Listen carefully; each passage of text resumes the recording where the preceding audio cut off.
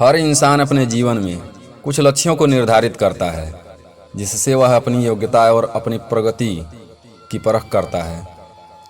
यदि लक्ष्य हासिल नहीं होते हैं तो वह आदमी कमियों को देखता है और उसमें सुधार करता है और फिर उन लक्ष्यों को हासिल करने की कोशिश करता है।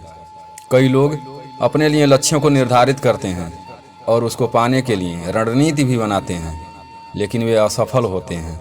इन सफल और असफल के कारणों को आज हम भगवान बुद्ध से जुड़ी एक प्रेरक घटना के माध्यम से जानेंगे। कहानी शुरू करने से पहले हमारे चैनल को सब्सक्राइब करें और बेल आइकन दबाना न भूलें।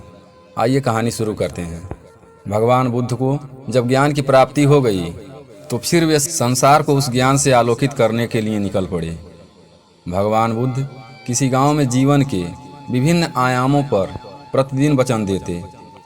उनके प्रवचनों में जीवन का सार छिपा रहता है।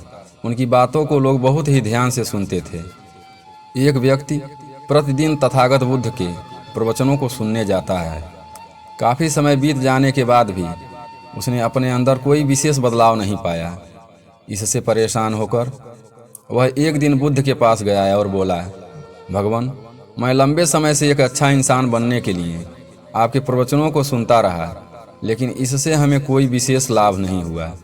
मैं एक अच्छा इंसान नहीं बन पाया। उसकी बातों को सुनकर बुद्ध मुस्कुराए।